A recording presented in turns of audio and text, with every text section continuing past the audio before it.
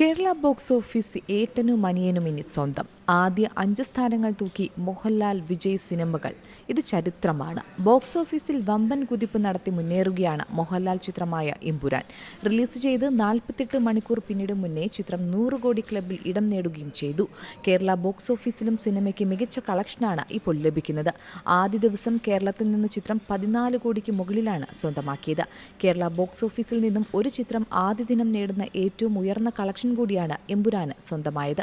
വിജയ് ചിത്രമായ ലിയോയുടെ നേട്ടമാണ് ഇതോടെ മോഹൻലാൽ മറികടന്നത്. കേരളത്തിൽ ആദ്യ ദിനം ഏറ്റവും കൂടുതൽ കളക്ഷൻ നേടിയ സിനിമകളുടെ ആദ്യ 5 സ്ഥാനങ്ങളും കൈക്കലാക്കിയിരിക്കുകയാണ് മോഹൻലാൽ വിജയ് സിനിമകൾ. എമ്പുരാൻ 1-ാം സ്ഥാനത്ത് പുതിയ റെക്കോർഡ് സൃഷ്ടിച്ച് മുന്നേറുമ്പോൾ വിജയുടെ ലിയോ 12 കോടിയുമായി തൊട്ടു പിന്നാലെയുണ്ട്. പ്രശാന്ത് നീൽ ചിത്രമായ KGF ചാപ്റ്റർ 2 ആണ് 3-ാം സ്ഥാനത്തുള്ളത്.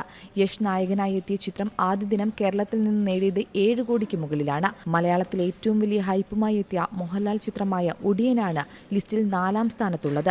ഹർത്താൽ ദിവസം തിയേറ്ററുകളിൽ എത്തിയിട്ടും സിനിമ വാരിക്കൂട്ടിയത് 7 കോടിക്ക് മുകളിൽ തന്നെയാണ്. അതുവരെയുള്ള മലയാള സിനിമയുടെ ഏറ്റവും ഉയർന്ന റെക്കോർഡായിരുന്നു ഇത്.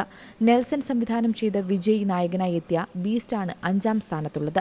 6 കോടിക്ക് മുകളിലാണ് സിനിമയുടെ ആദ്യദിന കളക്ഷൻ.